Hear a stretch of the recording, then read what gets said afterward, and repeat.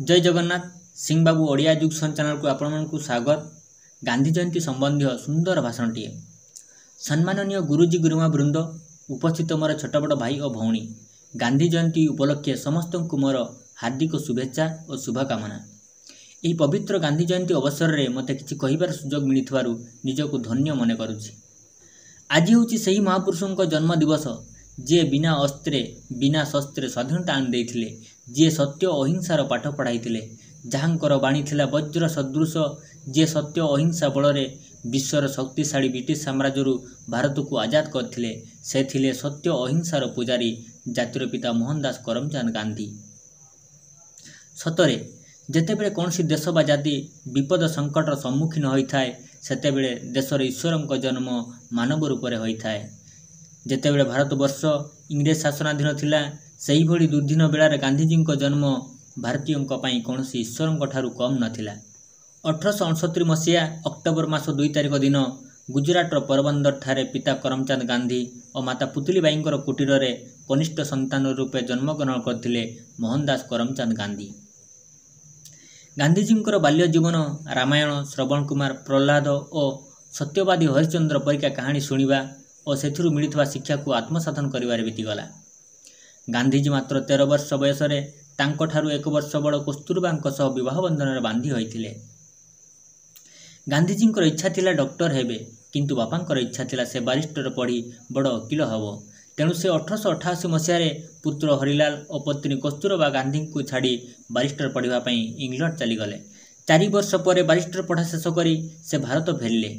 किछि दिन धरी बॉम्बे और राजकोट ठारे वकिलाती आरंभ कले, मात्र सेठार तांको विशेष सफलता मिलला नहीं। बोधहुए ईश्वरंकर इच्छा आउ किछि थिला। 1893 मसीह दादा अब्दुल्ला नामक जन व्यापारी गांधीजी को दक्षिण आफ्रिका डकई पठेले। सेतेबेले भारत परी सेठारे मध्य इंग्रेज शासन चली थाए। गांधीजी जेतेबेले दक्षिण आफ्रिका पहुँचिले, सेतेबेले तांको मात्र 23 वर्ष बयस। सेठाकार प्रत्येक कोण अनुकोण रे तांको कला और गोरा लोकों मध्य थिबा भेदभाव सामना करने को पड़ता। कला गोरा भेदभाव जोगु टिकट थाई मध्य गांधीजी को ट्रेन बगीरू तौक ठेली दिया। हुए तो कई साधारण लोक होते यही घटना पर सेठारू पड़े आसते, किंतु नुह। यहीपरि अनेक घटनार सम्मुखीन होगा पर मध्य गांधीजी 21 वर्ष दक्षिण आफ्रिका रही एवं इंग्रेज सरकार अन्याय और अत्याचार विरुद्ध लड़ी एवं सफल होते। दक्षिण आफ्रिका ही गांधीजी सत्याग्रह आंदोलन आरंभ करथिले। दक्षिण आफ्रिका बिताई समय केते जे महत्वपूर्ण थिला ताहा तांको एक अभिभाषण जना पड़े। से अभिभाषण रे कहिथिले, I was born in India but I was made in South Africa. I was born in India but I was made in South Africa. Gopal Krishna Gokhale अनुरोध क्रमे भारत को इंग्रेज शासनाधीन मुक्त करने गांधीजी 1915 मसीह भारत फेरिले। सत्य और अहिंसा मार्ग में भारत को स्वाधीनता करने स्थिर कले। भारत फेरिला परे गांधीजी सर्वप्रथमे बिहार चंपारण जिले में कृषक मानक उपर इंग्रेज मानकर शोषण और अत्याचार विरोध में चंपारण आंदोलन आरंभ करथिले एवं कृषक मानक इंग्रेज मानक अन्याय और अत्याचार मुक्त करथिले।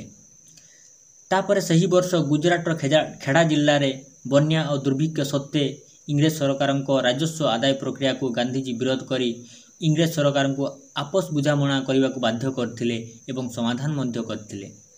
एही सफल आंदोलन पर गांधीजी कीर्ति सारा भारत में व्यापीगला। धीरे धीरे तांको विश्वकवि रवींद्रनाथ टागोर को द्वारा दि जाइथिबा महात्मा उपाधि एवं नेताजी को द्वारा दि जाइथिबा जातिर पिता आख्या मध्य चारिआडे व्यापीगला। जनमानस गांधीजी महात्मा और बापूजी नाम परिचित हेले। 1919 मसीह पंजाब जालियानवाला हत्याकांड पर गांधीजी 1920 मसीह असहयोग आंदोलन डाकरा देले एवं शांतिपूर्ण भाव में इंग्रेज हुकूमत को विरोध करने कहले।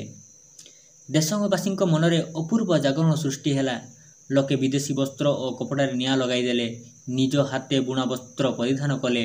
धीरे धीरे यही आंदोलन तीव्र रूप धारण कला। इंग्रेज सरकार नाकेदम हो उठिले। लगुए सतरे जेपरी आउ अल्प दिन भितर भारत को स्वाधीनता मिलଯିव, किंतु सही समय 1922 मसीहा फेब्रुआरी मास 5 तारिख चरीचरा कांड घटिला। केतक पुलिस बाला को देशवासी जीवंता जाड़ीदेले।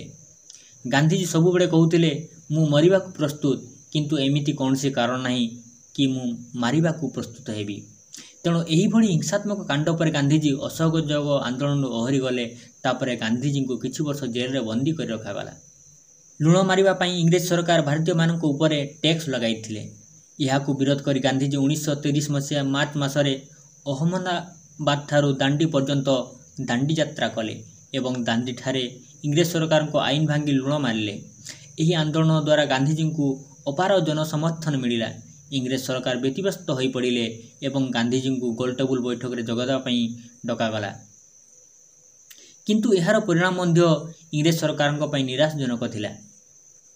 1942 मसीह गांधीजी नेतृत्व में भारत छाड़ आंदोलन आरंभ है। यही आंदोलन थिला एक विशाल शक्तिशाली आंदोलन। यही समय गांधीजी अहिंसा पथरे संग्राम करने को देशवासी को कही एवं करबा मोर स्लोगान देते। यही आंदोलन में इंग्रेज सरकार गुड़ी रे केते स्वाधीनता संग्रामी मृत्युवरण करते एवं केतेक को बंदी कराइथिला। गांधीजी को मध्य यही आंदोलन जोगु 2 वर्ष जेल रे बंदी कर रखा। तथापि आंदोलन थमी जाई नथिला। बरं गांधीजी को अहिंसा मार्ग रे देशवासी आंदोलन को आगे नहीं एवं यही आंदोलन इंग्रेज सरकार को हलचल कर देइथिला। परिशेष में हजार हजार स्वाधीनता संग्रामी बलिदान पर 1947 मसीहा अगस्ट मास 15 तारिख दिन भारत माता इंग्रेज शासन कबल मुक्ति लाभ कला। मात्र जी सारा दुनिया को अहिंसार पाठ पढ़ाइले तांकर अंत दिने हिंसा द्वारा करागला। 1948 मसीहा जनवरी मास 30 तारिख दिन नाथुराम गोडसे नामक जड़े युवक गांधीजी को गुड़ी कर हत्या कले। चारिआडे शोकर छाया खेलीगला। किंतु कौन सही गुड़ी गांधीजी सबुदिन मरीगले ना? गांधीजी आज भी जीवित, से सबुदिन अमर। स्वच्छ भारत अभियान हो कि प्लास्टिक हटाइबा अभियान हो, आमे सब गांधीजी को ही स्मरण करिथाउ। तेणु गांधीजी आज भी जीवित। गांधी होउचंती सत्यर प्रतीक एवं सत्य होउची चिर शाश्वत, जार अंत नाही। थैंक यू, धन्यवाद। वीडियो भल लगी लाइक करंतु, शेयर करंतु।